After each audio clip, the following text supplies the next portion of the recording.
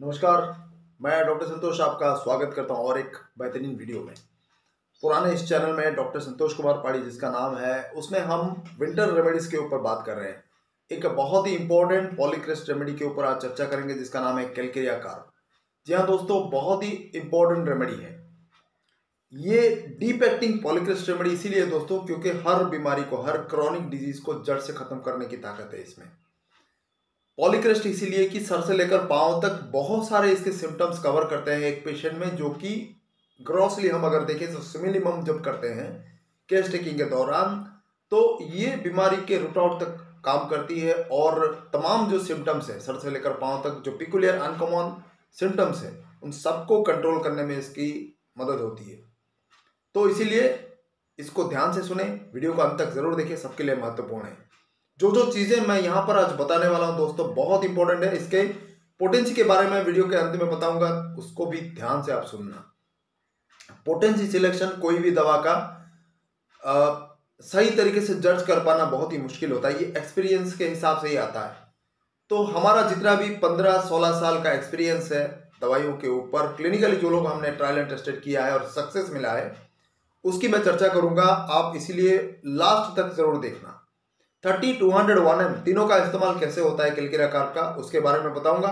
Winter season में, अभी के जो सर्दी के मौसम में, इसका इस्तेमाल कैसे बेहतरीन तरीके से हम करते हैं और कैसे अच्छा रिजल्ट मिला है उसकी भी चर्चा करेंगे। तो शुरुआत करते हैं कैलकेरिया कार्प, क्योंकि एक एंटीसोरिक रेमेडी है, बहुत ही बेहतरीन एंटीसोरिक रेमेडी है, एंटी माइजमेटिक रेमेडी है, जो सोरिक माइज्म और कुछ कुछ साइटोटिक माइज्म को भी कवर अप करता है। तो ये जड़ से जाकर काम करता है, आपके माइजमेटिक लेवल पर उसको रूट आउट करता है। बेसिकली ये चिली पेशेंट में बहुत ज्यादा असरदार है। मतलब इसका एक कॉमन सा फॉर्मूला, अगर आपने अलेंस्की नोट पढ़ा है तो आपने देखा होगा, फेयर फैटी फ्लेवी, मतलब बहुत मोटे तुलतुले ऐसे किस्म के लोगों में ज्यादा असरदार है, जिनको ग्लैंडुलर अफेक्शन बहुत ज्यादा होता है। मतलब सर्दी जुकाम जल्दी पकड़ लेना, थोड़ा सा भी जो सीजनल चेंजेस होता है, चाहे वो गर्मी से सर्दी हो या बारिश हो, कुछ भी हो, गर्मी हो सर्दी बारिश, हर तरह के मौसम में वेदर चेंजेस होते ही उनका प्रॉब्लम शुरू हो जाता है, खास करके विंटर सीजन में, क्योंकि उनको कोल्ड वेदर, कोल्ड एयर से सख्त नफरत है। उनका एग्रावेशन होता है, मोडालिटी जो बोलते हैं ना, एग्रावेशन, वो कोल्ड एयर, कोल्ड वेदर से उनका प्रॉब्लम बहुत ज्यादा बढ़ जाता है। किसी भी तरह का प्रॉब्लम क्यों ना हो, उनका बढ़ जाता है। ये चीजें इसीलिए विंटर सीजन में बहुत ज्यादा इफेक्टिव है। अब क्लिनिकली हम देखें तो कौन कौन से स्फीयर के ऊपर इसका एक्शन आता है, मैं आपको एक एक करके बता दूंगा, आप नोट कर लेना। सबसे पहले हम सर की तरफ जाते हैं। सर की तरफ अगर हम जाते हैं तो हेडेक बहुत ज्यादा होता है, सर से पसीना भी आता है, उसमें डैंड्रफ भी रहता है, इचिंग वगैरह भी हो सकता है, जैसे कि सेबोरिक डर्माटाइटिस में है। और स्काल्प में जितने भी इचिंग सोराइसिस में हो सकता है, सेबोरिक डर्माटाइटिस में भी हो सकता है, उसमें बेहतरीन काम करता है। सर और स्काल्प का हो गया, हेडेक हो गया। फिर सर की ही बात करें तो वर्टिगो बहुत ज्यादा होता है, जिसे चक्कर आना बोलते हैं, बहुत ज्यादा आता है, साइड की तरफ गिरने का एहसास होता है। और उसका ये जो चक्कर आने का प्रॉब्लम है, बढ़ तब जाता है जब वो ऊपर की तरफ, सीढ़ी में ऊपर की तरफ चढ़ता है, या फिर कहीं भी असेंडिंग मतलब ऊपर की तरफ चढ़ना, वहां पर उसका प्रॉब्लम बहुत ज्यादा बढ़ा, चक्कर बहुत ज्यादा आने लगता है। ठीक है, तो ये उसका स्पेसिफिक पॉइंट है, आप याद रख लेना और नोट कर लेना। फिर सर से हम नीचे की तरफ जब जाते हैं तो नाक की तरफ आते हैं, उसका मेजर स्फीयर ऑफ एक्शन आता है, क्योंकि उसको सीजनल चेंजेस में सर्दी बहुत ज्यादा पकड़ लेती है, तो नाक के अंदर ब्लॉकेज बहुत ज्यादा होती है, साइनस में ब्लॉकेज होती है। और खास करके ये ब्लॉकेज किस स्फीयर पे होता है कि नाक के अंदर पॉलिप बढ़ जाता है, जो मांस बढ़ जाना बोलते हैं, वो बहुत ज्यादा होता है, शायद एक नाक में हो या दोनों नाक के अंदर हो, पॉलिप्स बहुत ज्यादा होता है और कवर करके रखता है, नजल जो पैसेज होता है उसको कवर अप करके रखता है, इसलिए ब्लॉकेज बहुत ज्यादा होता है। ठंडी हवा लगने के कारण वो जो मांस है वो सिकुड़, कभी कभी सिकुड़ जाता है गर्मी के कारण दिन में, और रात में ठंड जैसे ही पड़ता है शाम के वक्त फिर फूल जाता है और नाक बंद हो जाता है। तो उसके लिए बहुत ही बेहतरीन दवाई है कैलकेरिया कार्प। ऑफ कोर्स उसके लिए बहुत सारी दूसरी दवाइयां भी यूज होती है, जैसे कि संगनेरिया नाइट्रिका, फॉर्मिका रूफा, सैम्बुकॉस, ऐसे बहुत सारी दवाई, लेमना माइनर भी काम करता है। तो वो सब एक्यूट दवाइयां हैं, लेकिन क्रॉनिक टेंडेंसी को खत्म करने के लिए कैलकेरिया कार्प बहुत ही बढ़िया इस्तेमाल किया जाता है नजल पॉलिप और नजल ब्लॉकेज में। नाक की बात होगी। अब हम और नीचे उतरते हैं गले में। गले का जितना भी प्रॉब्लम है बहुत ज़्यादा इफेक्टिव रेमेडी है, चाहे वो ग्लैंड्स हो, किसी भी तरह का गले के आसपास जितने भी ग्लैंड्स हैं वहाँ पर सूजन आ जाता है, टॉन्सिल्स है जो वो बढ़ जाता है, खाना निगलते ही भयानक दर्द होता है। तो ये जितने भी ग्लैंडुलर इन्फेक्शंस हैं गले के आसपास या आपके नीचे भी जहाँ भी हो थ्रोट में, वो तमाम ग्लैंड्स जो है सूज जाते हैं, फूल जाते हैं, जस्ट ठंडी हवा लगने के कारण। कोल्ड वेदर और कोल्ड एयर के जब संस्पर्श में आते हैं तो वो सूज जाते हैं, फूल जाते हैं और कुछ भी खाना खाए निगलने में दिक्कत होती है। जो इबुला बोलते हैं गले के अंदर होता है, निगलने में मुश्किल होती है, वो भी फूल जाता है, ठीक है। और वॉइस जो हमने कॉस्टिकम में बात की थी, उसका मतलब आवाज बैठ जाना जिसको बोलते हैं, वो बहुत ज्यादा होता है। लेकिन जो होर्सनेस ऑफ वॉइस ठीक से नहीं निकलता, उसका क्लियरली नहीं निकलता। हॉर्सनेस मतलब एक घड़घड़ाहट होती है आवाज में, ठीक तरह से निकलता नहीं है, बैठ जाता है। और उसका एक पिकुलियर पॉइंट है कि उसमें दर्द नहीं होता। जैसे आपको हिपर सल्फ कॉस्टिकम फाइटोलगा इन सब में मिलेगा कि हॉर्सनेस में दर्द होता है, बेलाडोना में भी मिलेगा, लेकिन कैलकेरिया कार्ब में वो पेनलेस हॉर्सनेस है, वहां पर दर्द नहीं होता लेकिन वो गला बैठ जाता है, स्पेसिफिक सिम्टम है उसका। तो ये तो रहा थ्रोट से रिलेटेड सिम्टम।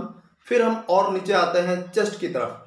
चेस्ट की तरफ जब आते हैं तो वहां पर सांस लेने की तकलीफ होती है, ठीक है। तो जैसे ही ब्लॉकेज होता है, नाक के आसपास ब्लॉकेज होता है, तो प्रॉपर तरीके से ऑक्सीजन नहीं जा पाता, उसका डिस्निया फील होता है। और किसी किसी में बहुत ज्यादा वीकनेस होने के कारण भी सांस लेने में दिक्कत होती है। तो वहां पर बहुत ही बढ़िया इफेक्टिव है, ठंड आकर छाती में जम जाता है।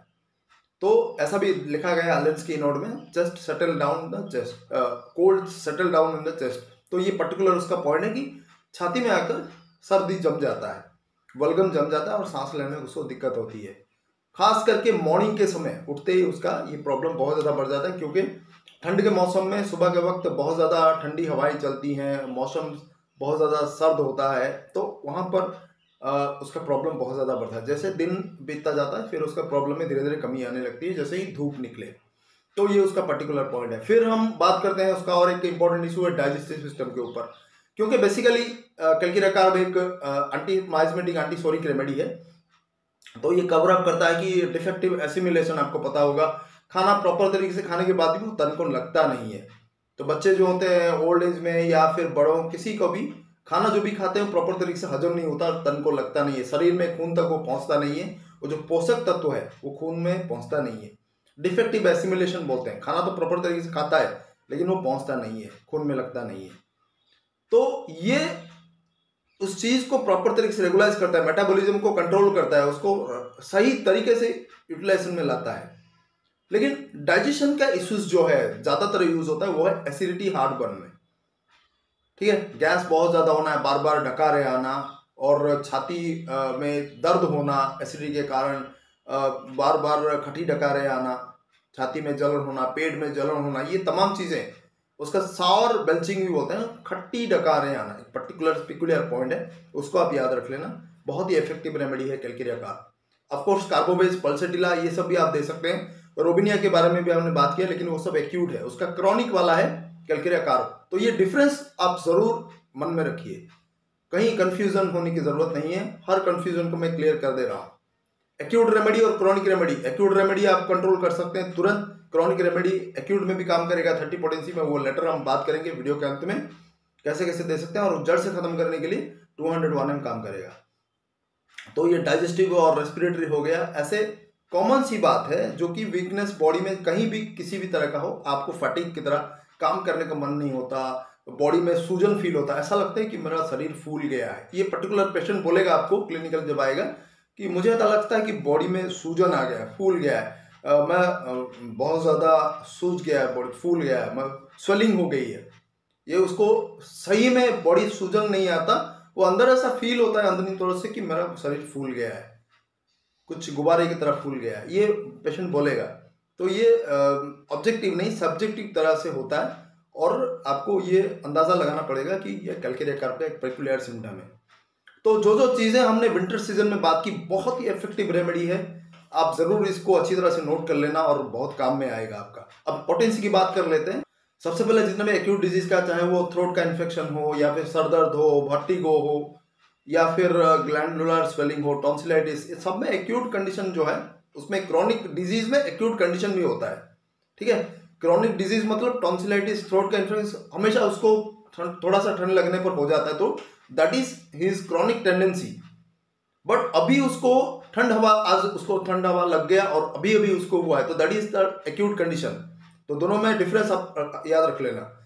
अगर किसी को रिमाटिज्म है तो that is his chronic tendency, लेकिन अभी उसको घुटनों में दर्द हो रहा है, बहुत ज्यादा दर्द हो रहा है, तो that is acute condition of the chronic disease. तो ये डिफरेंस आप हमेशा पता कर लेना। तो यहां पर भी यूज हो सकता है।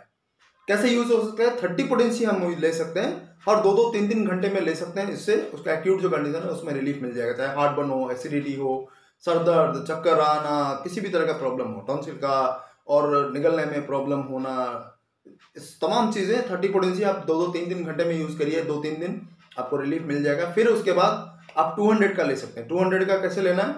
दिन में 2 बार 2 दिन, मैक्सिमम 2 दिन से ज्यादा नहीं लेना। सुबह शाम, सुबह शाम, आज सुबह शाम ले लिया, कल सुबह शाम, बस 2 ही दिन, 2-2, 3 दिन बूंद जीभ पे ले सकते हैं या फिर 1 चम्मच पानी में ले सकते हैं अगर कड़वा लगे तो बहुत ज्यादा। तो ये 2 दिन ही लेने हैं 200 का, उससे ज्यादा नहीं लेना। डीप एक्टिंग पॉलीक्रिस्टल है, प्रूविंग भी हो सकता है, एग्रावेशन भी हो सकता है, कुछ लोगों में नहीं भी हो सकता है या हो भी सकता है आपको पता ना चले, तो रिस्क मत लीजिए। कोई अगर बोले कि हाँ हमने तो 7-8 दिन 10 दिन ले लिया, हमें तो कुछ नहीं हुआ, क्या पता भाई तुमको हुआ है कि नहीं हुआ, तुमको कैसे पता चला? क्या क्या जो सिम्टम है तुम में वो कैल्केरिया कार्प का है कि नहीं है, तुमको कैसे पता है? तो वो चीजें रिस्क मत लीजिए, कोई एक्स्ट्रा सिम्टम ना आ जाए आपके बॉडी में, एग्रावेशन ना हो जाए, उस चीज का ध्यान रखिए। कोई आपको बोल दे डॉक्टर हाँ हम तो 1 महीना देते हैं, 15 दिन देते हैं, कुछ तो नहीं होता, तो वो रिस्क मत लीजिए। बहुत ही खतरनाक रेमेडी है कैल्केरिया कार्प, उसको खेल खेल में यूज मत कीजिए। जो खेलने वाले रेमेडी अलग है, मैंने उनको जिक्र किया है। जो ना खेलने वाले रिस्की रेमेडी है उसका बिल्कुल आप हल्के से मत लीजिए, बहुत ही सीरियसली लेकर आप यूज करना है। 2 ही दिन लीजिए 200 का, फिर आपको उसका एक्शन देखना है। रिजल्ट आता है, डेफिनेटली आता है, आपको एक्शन देखना है। तो 15 दिन वेट करने के बाद 1 ml का एक सिंगल डोज आपको लेना है। सिंगल डोज मतलब एक ही बार आपको लेना है। कभी कभी हाइपोसेंसिटिव जो पेशेंट्स में जिनका रिएक्शन जल्दी नहीं होता, डल होते हैं, उतनी जल्दी सेंसिटिव नहीं होते, तो उनमें हम 2 डोज ले सकते हैं। डोज मतलब 2 ही बार, 1 महीने में बस 2 ही बार, 1 महीने के अंदर ज्यादा रिपीट नहीं करना। कुछ बहुत ज्यादा सीनियर डॉक्टर्स होते हैं, मल्टीपल डोजेस लेते हैं, ये उनको उनका रिस्की काम है, वो वही समझे। अगर पेशेंट बाद में बहुत सारे हमारे पास आए हैं, हमने उसका वीडियो भी अपलोड कर दिया है कि जो घबरा कर फिर उसका एग्रावेशन लेकर हमारे पास आते हैं, तो उसको न्यूट्रलाइज कर पाना बहुत मुश्किल हो जाता है। ऐसे बड़े बड़े 30 मार खान डॉक्टर्स होते हैं जो लोग मल्टीपल टाइम देते हैं 1 ml का, वो रिस्की हम नहीं ले सकते, पेशेंट को खतरा में नहीं डाल सकते। ठीक है, तो उनकी बात छोड़िए, 2 डोज आप ले सकते हैं मैक्सिमम, वरना हम तो मोस्टली सिंगल डोज ही देते हैं 80-90% केसेस में। एक ही बार 2 से 3 बूंद एक ही बार ले लिया, बस आपने 1 महीने में तक वेट करना है, चेंजेस क्या हुआ देखना है। इसके बीच आप दूसरी दवाओं का मदर टिंचर या बायोकेमिक रेमेडी या फिर 30 पोटेंसी वाला ले सकते हैं। उसका कॉम्प्लीमेंट्री कैल्केरिया कार्प का जो कॉम्प्लीमेंट्री रेमेडीज है उसको भी आप 30 में ले सकते हैं, कोई प्रॉब्लम नहीं है। तो ये उसका पर्टिकुलर सीक्वेंस ऑफ ट्रीटमेंट है 30, 200, 1 ml का। ये चीजें क्लिनिकली जो एक्सपीरियंस के माध्यम से हम बता रहे हैं, आपको कोई नहीं बताएगा, मोस्टली वीडियोस में आपको मिलेगा नहीं सही तरीके से, या फिर जब मिलेगा तो सब उलटफेर गड़बड़ करके मिलेगा, जो ऑर्गन ऑफ मेडिसिन के हिसाब से नहीं है। ठीक है, तो प्रॉपर तरीके से आप यूज करिए। कैल्केरिया कार्प एक बहुत ही अच्छा डीप एक्टिंग पॉलीक्रिस्टल रेमेडी है और विंटर सीजन के लिए अमृत है, रामबाण इलाज है इतने सारे प्रॉब्लम्स के लिए। तो जरूर अपने घर में रखिए और कॉन्शियसली यूज कीजिए, जैसे जैसे मैंने कहा है। कोई डाउट हो तो आप मुझे कमेंट करिए, उसका रिप्लाई दूंगा, या फिर जब मैं लाइव आता हूँ दोनों चैनल्स में आप मुझे सवाल कर सकते हैं। और वीडियो चैट टुगेदर का भी ऑप्शन आया अभी, फेस टू फेस आप वीडियो चैट के माध्यम से यूट्यूब से मुझे बात कर सकते हैं। जो भी होगा उसका लिंक मैं उसी वीडियो के डिस्क्रिप्शन में दे दूंगा, आप उसको क्लिक करके वीडियो चैट के माध्यम से मुझसे सवाल जवाब कर सकते हैं, बात कर सकते हैं, डिस्कस कर सकते हैं। तो ऐसे ही बहुत सारे वीडियोस आने वाले दिनों में आपके सामने पेश होने वाले, तो जरूर बने रहिए मेरे दोनों चैनल्स के साथ। जो पुराना है डॉक्टर संतोष कुमार पाड़ी, और जो नया चैनल है डॉक्टर संतोष हेल्थ केयर इंटरनेशनल, दोनों चैनल में बने रहिए। उसमें बहुत सारा इन्फॉर्मेटिव नॉलेज मिलेगा हेल्थ के रिलेटेड, होम्योपैथी से रिलेटेड, और आपको कैसे सही रखा जाए, हेल्दी रखा जाए नेचर के मुताबिक, तो वो चीज़ें हम डिस्क्रिप्शन करेंगे। तो बने रहिए और देखते रहिए, अपने दोस्तों के साथ ज़रूर शेयर करिए। अगर अभी तक आपने सब्सक्राइब नहीं किया तो ज़रूर कर लीजिए और बेल आइकन पर ज़रूर क्लिक करिए, ताकि जब भी मैं लाइव आऊँ आपको नोटिफिकेशन ज़रूर मिले यूट्यूब की तरफ से, वो बहुत ज़रूरी है। ठीक है, बहुत बहुत धन्यवाद, नमस्कार।